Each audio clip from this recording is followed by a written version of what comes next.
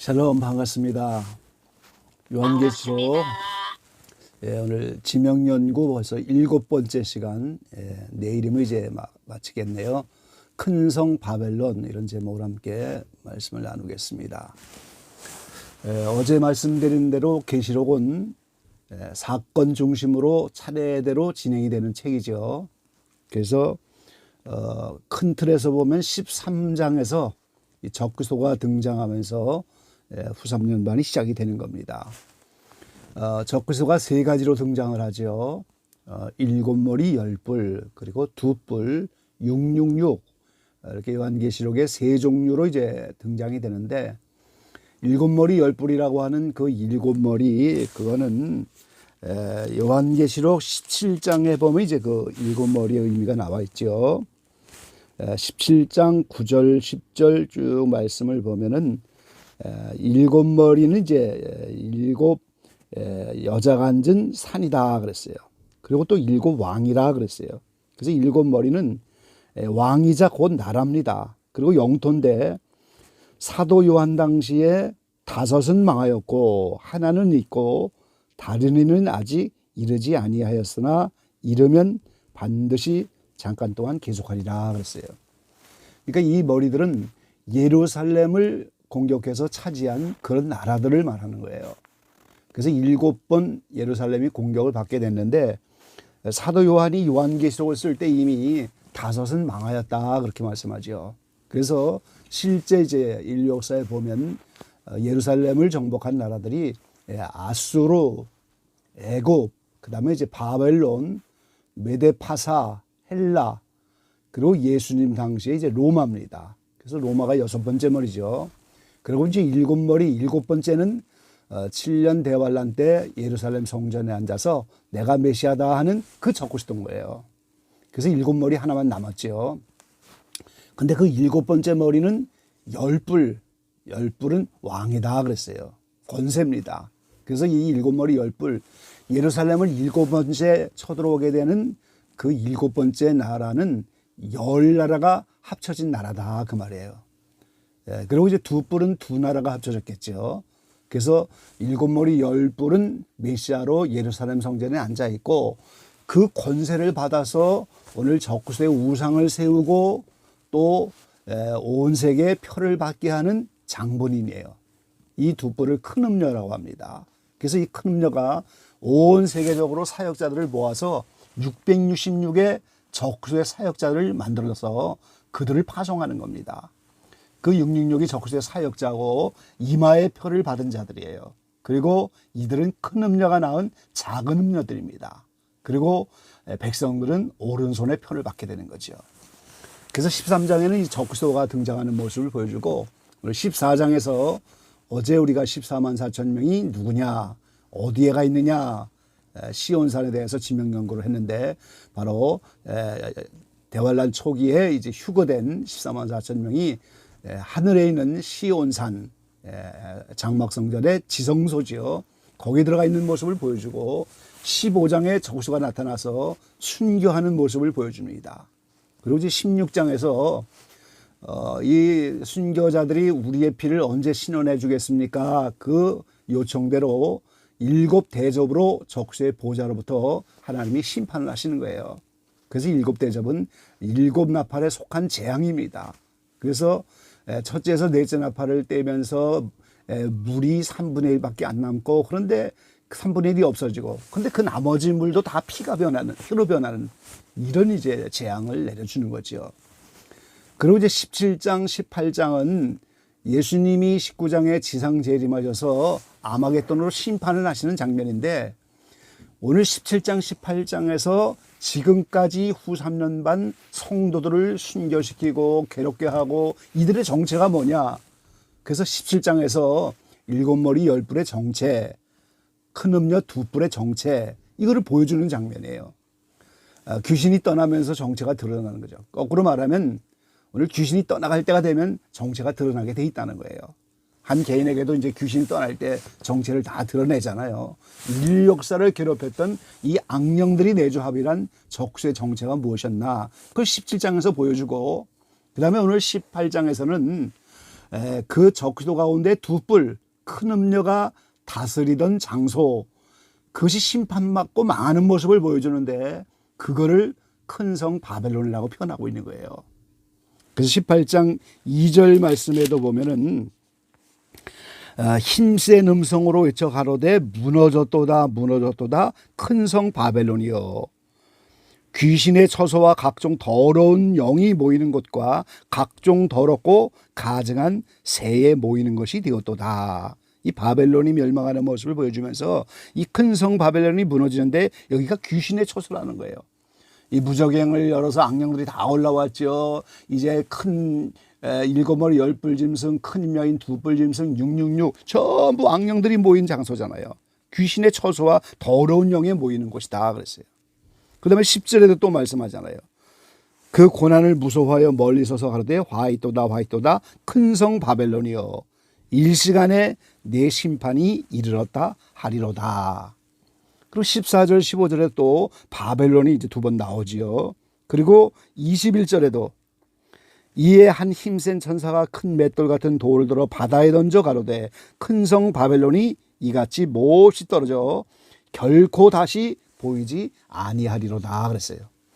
이게 이제 맷돌을 바다에다 던지는 것처럼 큰 성 바벨론을 오늘 멸망시키고 심판하겠다는 거예요. 17장 5절에도 말씀하셨죠. 그 이마에 이름이 기록되었으니 비밀이라 큰 바벨론이라 땅의 음녀들과 가증한 것들의 어미라 하였더라.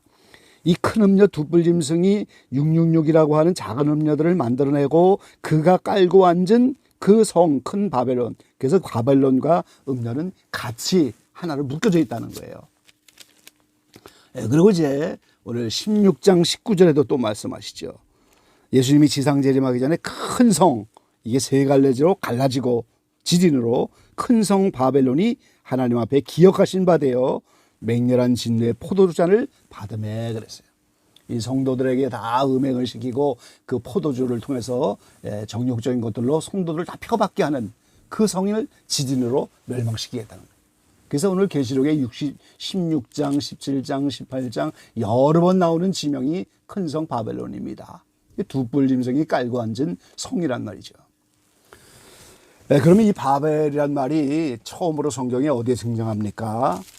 창세기 11장 9절 말씀에 바벨탑을 쌓을 때 이 바벨이 나오잖아요. 그러므로 그 이름을 바벨이라 하니 여호와께서 거기서 온 땅의 언어를 혼잡게 하셨습니다.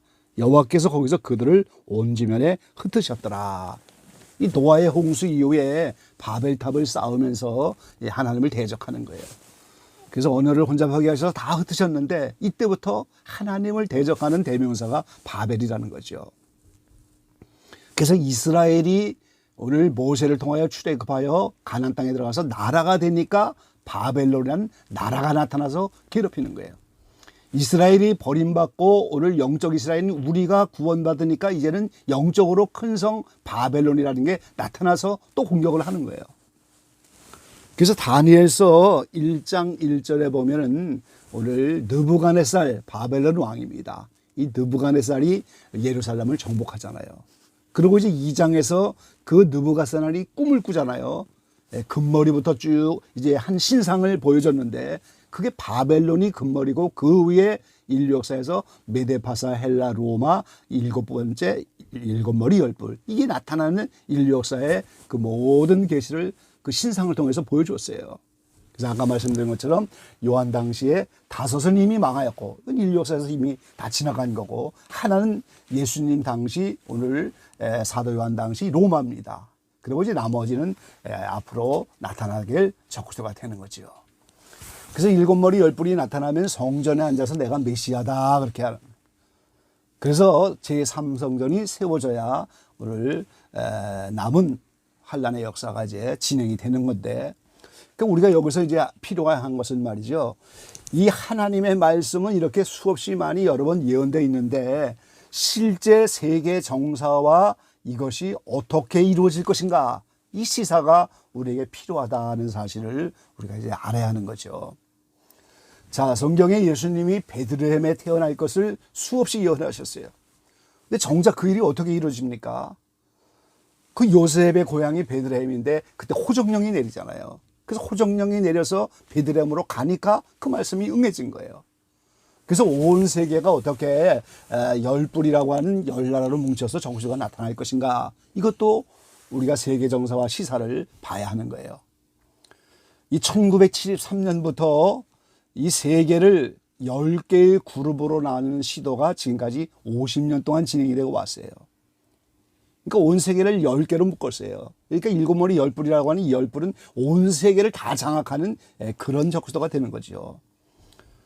그래서 두 뿔이라고 하는 그 두 그룹에서 나오는 큰 음녀가 어디에다 자리를 잡고 그 표를 나눠주면서 7년 대환란 때 오늘 성도들을 음행시킬 것인가, 그 큰 성 바벨론이 어디가 될 것인가, 이것도 우리가 정세와 시사를 살펴봐야만 한다는 거예요.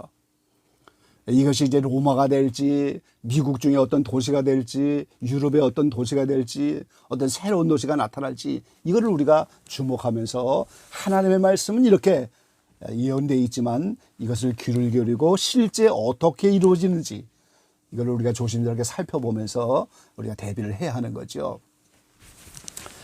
최근에 이 사우디아라비아의 네옴시티라고 하는 도시를 건설하기 시작했어요. 이 사우디아라비아의 북쪽 해안지대인데 그 시내산 옆입니다.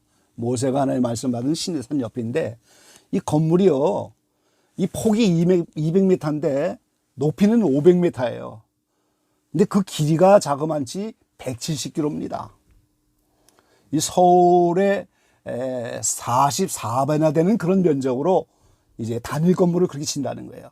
외벽은 다 유리로 된 거울이고, 서울서 양양까지 가는 그 170km라고 하는 큰 이렇게 건물을 짓는데 이게 무중력 도시입니다. 위아래 직선 없이 그 안에서 마음대로 왕래하는 이런 도시가 세워지는 거예요. 5천억을 예산으로 시작을 했는데 이게 2025년에서 26년에 1차 완공이 되고 2030년에 완공이 될 거예요. 그리고 2029년 동계올림픽 개최지로 이미 여기가 선정이 됐어요. 그래서 1차적으로 완공이 되면 약 200만 명이 이제 거주하게 될 거고, 최종적으로는 900만 명이 거기서 살게 되는 그런 목표. 단일 건물에 900만 명이 사니 얼마나 그게 큰 도시예요. 그래서 오늘 많은 마지막 때 신학자들이 이게 제2의 바벨탑이 아니겠느냐, 이걸 살피는 중이란 말이죠. 이 11월 17일 날 이 사우디아라비아의 빈살만 이제 이 왕자가 이제 한국을 방문하는데요. 이게 제2의 중동붐을 일으킬 가능성을 가지고 있는 거예요. 왜 그러냐면 오늘 이 네옴시티라고 하는 이 도시가 송도 신도시를 모델로 삼았다는 겁니다. 그러니까 이제 한국에서 지금 이 수주 공사, 이 공사를 따내려고 분주하게 준비하고 있죠. 그래서 이것이 정말 이루어진다면 제2의 중동붐이 되겠죠. 그건 이제 얼마간 공사를 발주를 받게 되겠죠. 그래서 오늘 우리가 이 네옴시티가 혹시 제2의 바벨탑이면서 여기에 오늘 두 뿔 큰 성 바벨론이 되는 것이 아니냐, 이런 거를 시사를 살피고 세계 정서를 살피면서 말씀에다 접목을 하면서 우리가 말씀의 귀를 기울여야 하는 거예요. 실제 이 말씀이 오늘 인류 역사 속에서 어떻게 이루어지는지 귀를 기울여야 한다, 그 말이죠. 11월 8일 날 미국에서는 중간선거를 했는데 이 중간선거를 기회로 새로운 판도가 이제 미국을 중심으로 온 세계에 열려질 걸로 이렇게 기대를 하고 있습니다. 그래서 이 마지막 때는 우리가 깨어나야 되는데 말씀으로도 깨어나야 되고 실제 세계 정세와 시사를 올바로 볼 수 있는 영적 눈이 열어지는 이것도 깨어나야 되는 거예요, 우리가. 여러분, 예수님이 오실 때 노아의 때와 같다고 그렇게 말씀하셨잖아요. 그 노아의 때는 사람들이 먹고 마시고 시집가고 장가가고 집을 짓고 살고 이 팔고 이러면서 의식주로 다 거기에만 마음이 뺏겨 있지 방주 예배는 사람이 노아의 가족밖에 없는 거예요. 그러니까 이 시대도 마찬가지인 거예요. 우리가 예수 믿는다고 해도 의식주에 다 먹고 사는 일에 분주하고 마음 뺏겨갖고. 그러니까 오늘 기적의 방에 들어오는 여기에 이분들만 해도 이게 놀라운 일인 거예요. 이 정말 바쁜 세상 속에서 이렇게 시간을 투자해서 기도의 자리에 나온다는 것, 이거 자체가 놀라운 부르심이고 이거 자체가 기적인 거예요. 그 대부분 다 노아의 때처럼 먹고 마시고 이런 일에 분주하니까 이 영적으로 하나님의 말씀이 어떻게 이루어지는지, 온 세계가 지금 어떻게 흘러가는지, 하나님의 말씀이 지금 무엇을 말하는지 여기 전혀 관심이 없는 거거든요. 반면에 이제 권세를 잡은 엘리트들은 다른 사람은 죽거나 말거나 그 권력과 욕망을 유지하려고 전혀 이제 이거 백성들에 대해서 관심이 없는 거지요. 그래서 마지막 때는 남이 죽거나 말거나 이제 오늘 사랑이 식어지는 때고 불법을 행하는 때가 되는 것입니다, 여러분.